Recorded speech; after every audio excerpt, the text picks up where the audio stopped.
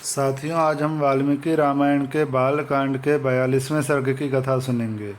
इसमें महाराज सगर की मृत्यु हो जाने के बाद नगरवासियों ने और मंत्रियों ने मिलकर उनके पौत्र अंशुमन को राजा बनाया।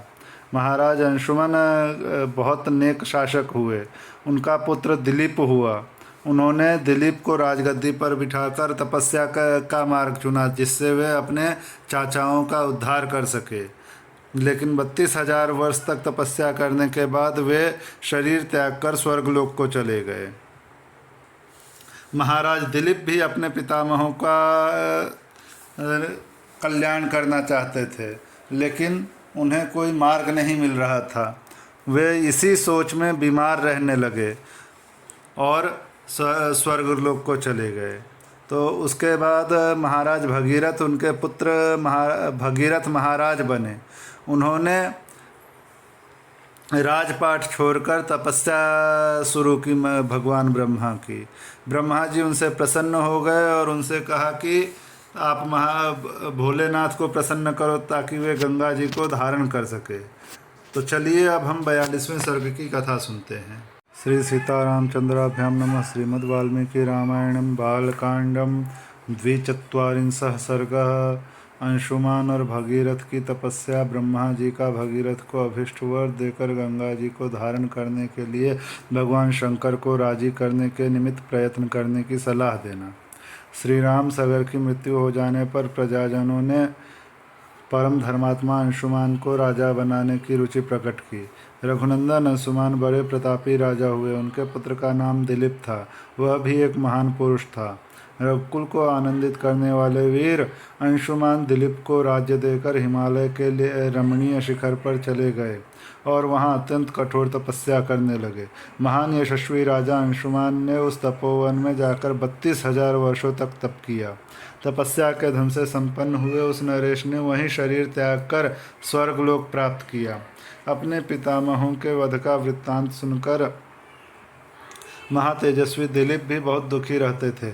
अपनी बुद्धि से बहुत सोचने विचारने के बाद भी वे किसी निश्चय पर नहीं पहुंच सके।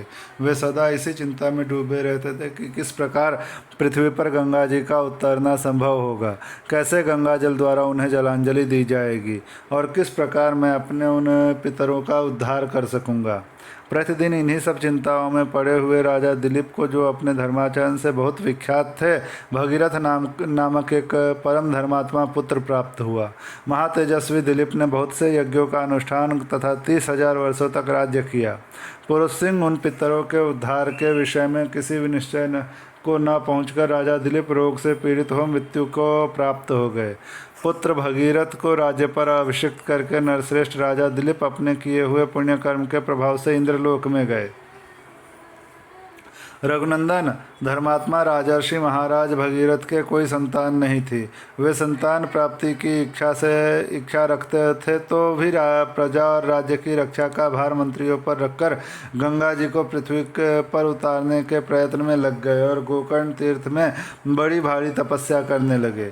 महाबाहो, वे अपनी दोनों भुजाएं ऊपर उठाकर पंचाग्नि का सेवन करते और इंद्रियों को काबू में रखकर एक एक महीने पर आहार ग्रहण करते थे। इस प्रकार घोर तपस्या में लगे हुए महात्मा राजा भगीरथ के 1000 वर्ष व्यतीत हो गए। इससे प्रजाओं के स्वामी भगवान ब्रह्मा जी उन पर बहुत प्रसन्न हुए।